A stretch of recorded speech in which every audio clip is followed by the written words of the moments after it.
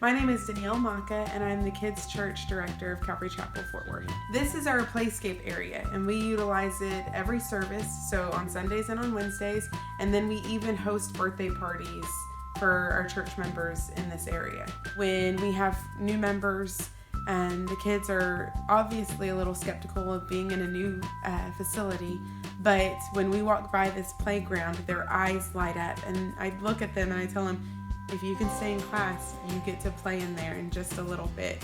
And more than 70% of the time, the kids are like, okay, I can stay in class. The ages that utilize this area are from 2 years up to 11 years old. And the 11-year-olds do not get bored. They love it just as much as our 4 and 5-year-olds. And also when we have new 5th graders or new 4th graders come to the church, this is still the highlight of what gets them to want to come back and to stay in their classroom. You know, kids are the testimony, and they can make a parent come back if they're having fun, and if they're learning, and if they're being entertained, and if they're learning all different sorts of ways and through different methods. And I think that this utilizes and maximizes the help that we needed to get children to have fun and to get teachers engaged and interacting with their kids, because teachers play in this area just as much as the kids play in this area.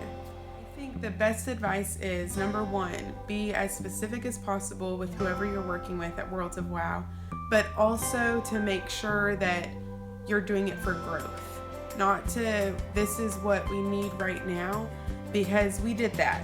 And this area right here, the second level, is an add-on. We thought we only have a few 2 and 3-year-olds, so let's just make a small space. But within a year, our 2 and 3-year-old class more than doubled. So then this area down here was good for 5 to 7 2-year-olds. It was not good for 15 to 20 2-year-olds. So then we went back and we added this second level, and now we can have 22 and 3-year-olds in here easily.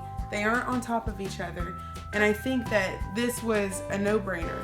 We couldn't utilize an outdoor playground because if it was too hot, the equipment was too hot.